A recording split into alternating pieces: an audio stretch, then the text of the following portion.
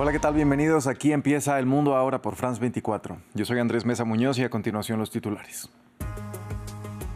Estados Unidos sancionó a 6 compañías navieras que transportan petróleo venezolano y a 6 petroleros después de haber incautado otro navío y llevándolo a territorio estadounidense. 4 de ellos tienen bandera de Panamá y otro de Hong Kong. Kilmar Ábrego García está libre. El migrante salvadoreño salió del centro de detención migratoria donde se encontraba después de que una jueza de Maryland ordenara su libertad y ahora está a la espera de qué sucederá con su situación después de que la administración de Donald Trump dijera que apelará la medida. Siguen las inundaciones en la Franja de Gaza. Las autoridades locales dicen que no pueden hacer lo suficiente debido a la escasez de combustible y los daños en los equipos. Las intensas lluvias provocaron el derrumbe de un edificio en Beit Lahia y la defensa civil busca sobrevivientes.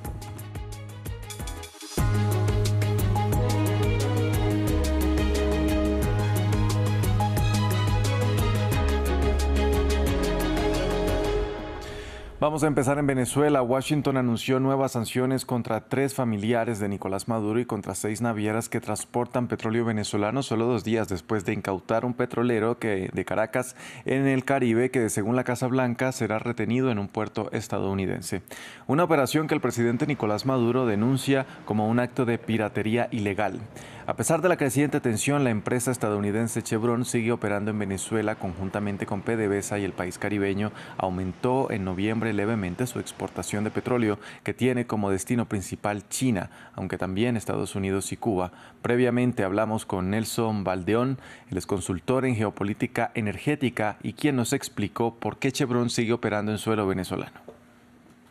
Hay que ser bastante claros en eso. Una cosa es la política y la diplomacia, otra cosa es la infraestructura petrolera. Y la infraestructura petrolera de Estados Unidos necesita mucho del crudo venezolano y por ende se le ha dado esta excepción especial a través de la OFAC para que pueda seguir produciendo. Básicamente también esto refuerza que Estados Unidos, su llamada de dominancia energética está basada en la explotación de hidrocarburos, lo que le permite combustibles baratos y por ende no puede entrar en un desabastecimiento de un crudo tan necesario para las refinerías del Golfo de México o del Golfo de América, básicamente para poder producir combustibles baratos para Estados Unidos. La opositora venezolana María Corina Machado avanza en su gira por Noruega. La Premio Nobel de la Paz fue recibida este viernes por la familia real del país, donde llegó este miércoles tras escapar de territorio venezolano con ayuda estadounidense. Una huida de la que poco a poco se van conociendo más detalles. La opositora señaló que temió por su vida durante el camino que implicó una salida con lancha hacia la isla de Curazao. En Estados Unidos, el migrante salvadoreño Kilmar Ábrego García salió del centro de detención migratoria del ICE, donde se encontraba retenido, luego de que una jueza ordenara su libertad alegando que su detención carecía de autoridad legal. La magistrada también prohibió temporalmente que se le vuelva a detener y mientras se esperan acciones del gobierno de Donald Trump que anunció que impugnará la medida. A su salida, Kilmar dijo que seguirá luchando contra las injusticias. Ayer que fui liberado, lo primero que hice y lo único que hice es disfrutar a mi familia por estos tiempos que estamos viviendo, tiempos de Navidad, que la armonía, el amor, la paz, es amor estar en familia y eso es lo que yo hice, estar con mi familia, que son todo para mí. Y ahora estoy aquí de pie frente a ustedes y la lucha seguirá. Yo seguiré de pie, no le bajaré la cabeza a nadie, siempre estaré de pie sobre todas las injusticias que ha hecho este gobierno. En otras noticias de Estados Unidos, los demócratas del Comité de Supervisión de la Cámara de Representantes publicaron nuevas fotografías del patrimonio del delincuente sexual Jeffrey Epstein, entre las que aparece Donald Trump. En una de ellas se ve al mandatario sonriendo con varias mujeres cuyos rostros fueron censurados para proteger su identidad y en otra se le ve junto a Epstein, pero no se sabe dónde ni cuándo se tomaron dichas imágenes en las que también aparece el expresidente Bill Clinton y Bill Gates. Veamos ahora la situación en la Franja de Gaza. Desde el miércoles por la noche, la tormenta Byron afecta al territorio palestino, provocando fuertes inundaciones que provocaron también la muerte de un total de 12 personas o desaparecidas, según autoridades del enclave. Al menos 3 edificios colapsaron y 27.000 tiendas de campaña fueron inundadas. Los detalles en el siguiente informe de Maxime Plouvine. En una franja destruida por 2 años de guerra, los cientos de miles de desplazados gazatíes se enfrentan ahora a las inundaciones causadas por la tormenta Byron, que azota el territorio palestino desde el miércoles. Las noches han sido difíciles para Gaza y ya habíamos advertido que este clima iba a ser muy duro para los ciudadanos de la Franja de Gaza. Una tienda de campaña no puede albergar por completo a una familia. Hacemos un llamado a todos los países para que retiren los escombros y reconstruyan la Franja de Gaza. Autoridades del enclave compartieron que decenas de miles de tiendas de campaña fueron inundadas. Anunciaron también que varias personas murieron o desaparecieron debido en particular al colapso de edificios dañados o fragilizados por 2 años de bombardeos desde el inicio de la ofensiva israelí. Con la guerra que lleva 2 años, la gente no tiene refugio excepto esta casa, que ya estaba quemada, debilitada y previamente bombardeada. La gente tenía refugio, pero terminaron quedándose en esta casa que se les vino encima debido a la destrucción que había sufrido antes y también por la lluvia. La lluvia hizo que la casa se derrumbara sobre las personas que vivían en ella. Casi 795.000 personas desplazadas están en mayor riesgo de inundaciones potencialmente peligrosas en zonas llenas de escombros, según la Organización Internacional para las Migraciones. En Tailandia, el primer ministro habló con Donald Trump y le comunicó que su país no es el agresor en la disputa con Camboya, donde de momento no hay un cese del fuego tras la llamada con el presidente estadounidense. La noticia llega horas después de que el jefe de gobierno tailandés, con la aprobación del rey, disolviera el parlamento para convocar nuevas elecciones. Una crisis política que se suma a un conflicto armado. A solo 3 meses de su llegada al poder, el primer ministro tailandés anunció la disolución del Parlamento. Nuevas elecciones deberán organizarse en un plazo máximo de 2 meses. El gobierno de Anutin Charnvirakul, minoritario en el Parlamento, se mantenía gracias al apoyo del Partido del Pueblo, al que había prometido una reforma de la Constitución. Un compromiso que tardó demasiado en concretarse para la oposición. Eso mientras los combates arrecian con la vecina Camboya. Desde el domingo pasado se registran disparos de artillería de un lado y del otro de la frontera.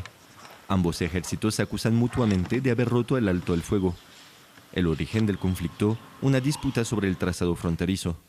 Cientos de miles de personas han tenido que huir de la zona, como aquí, del lado camboyano. Es la segunda vez que huyo. La gente enfrenta dificultades terribles. No deseo nada más que el regreso de la paz.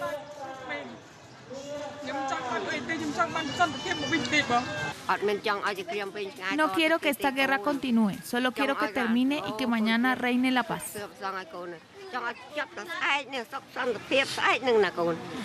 Bangkok y Phnom Penh ya se habían enfrentado en julio pasado, antes de firmar el 26 de octubre un acuerdo de alto el fuego bajo el auspicio del gobierno estadounidense, una tregua que solo duró 6 semanas. El Banco Central ruso declaró que presentará una demanda contra la empresa belga Euroclear, que gestiona la mayoría de los activos rusos congelados que la Unión Europea quiere utilizar para financiar la ayuda a Ucrania. Una medida que Vladimir Putin denunció como una gran estafa en una conversación con el presidente turco Recep Tayyip Erdogan este viernes, según dijo el Kremlin. Utilizar ciertos activos soberanos rusos congelados es una de las soluciones encontradas por los 27 para financiar un préstamo masivo a Ucrania. La Comisión Europea busca la forma de usar los más de 200.000 millones de euros de activos del Banco Central ruso congelados en territorio europeo a raíz de las sanciones contra Moscú. El jueves, los países europeos levantaron un obstáculo clave para poder usar los activos congelados y, al mismo tiempo, mantener las sanciones contra Moscú que permiten su inmovilización. Los europeos desarrollaron un plan ingenioso: emitir bonos a tasa cero, llamados bonos de reparación, respaldados por los activos rusos congelados. Contarán con garantías de la Comisión y de los Estados miembros, lo que lo hace equivalente a bonos soberanos de países como Francia o Alemania. Será una excelente inversión. Ucrania recibirá los ingresos en varias entregas. La mayor parte de estos activos congelados se encuentra en Bélgica y están alojados principalmente por la institución financiera Euroclear. Por eso el gobierno belga exige garantías jurídicas por parte de los europeos, en particular un mecanismo europeo de solidaridad. Es inaceptable usar ese dinero y dejarnos solos frente a los riesgos. Si los Estados miembros desean avanzar en esa dirección, exigimos que los riesgos a los que Bélgica se expone por este programa sean cubiertos en su totalidad. La reacción de Moscú no se hizo esperar. Su Banco Central anunció este viernes que iniciará acciones legales contra Euroclear. Moscú considera ilegales las sanciones internacionales en su contra, incluido el congelamiento de sus activos, y califica su utilización como un robo. Los líderes de la Unión Europea deberían reunirse el próximo 18 de diciembre para confirmar el proceso y dar garantías a Bélgica, de modo que no se quede sola cubriendo la factura en caso de que prospera la demanda rusa. Este domingo los chilenos votarán para elegir al sucesor del presidente Gabriel Boric. Uno de los temas pendientes es el déficit habitacional de casi 500.000 de viviendas, según datos oficiales de 2024. Ante esta situación, unas 400.000 personas vieron como única alternativa vivir en asentamientos irregulares. Un reportaje de nuestro corresponsal en Chile, Alberto Peña. Falta de viviendas, alquileres desorbitados y sueldos bajos llevan a muchas personas en Chile a vivir en asentamientos irregulares.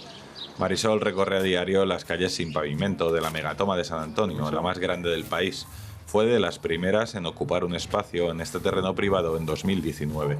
Aquí no había agua, no había luz, teníamos baños en seco cuando llegamos y el Estado nunca se hizo presente porque el Estado siempre decían que ellos no podían meterse a una toma. Levantó su casa con maderas y latas y se conectó de manera irregular a los servicios de agua y luz estatales. Yo sé que estábamos mal, a lo mejor es lo que estábamos haciendo, pero era una necesidad de vivienda en la cual no habían resoluciones de vivienda en este gobierno. Como Marisol, Abigail Osandón, aquejada de varias enfermedades y con pensión por invalidez ínfima, no tuvo más opción que ocupar un terreno. Tengo una pensión de 220 y tantos mil pesos. ¿Y dónde me voy? ¿Cómo lo hago? De hecho, el único no me alcanza para pagar un arriendo. Entonces, aquí estoy bien, estoy en el paraíso.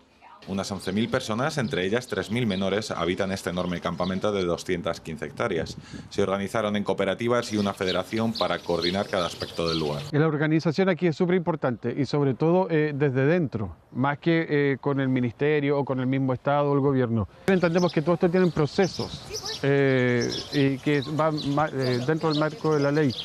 Y al organizarnos dentro de esto, nosotros podemos llegar al punto de conseguir nuestra vivienda, que es lo que nos trajo para acá. Por el momento han conseguido paralizar un desalojo masivo y que el gobierno expropie la mitad de los terrenos. Media Toma será desalojada y los vecinos de esa zona se reubicarán en la expropiada, consiguiendo por fin regularizar sus viviendas. Hasta aquí este informativo. Gracias por acompañarnos.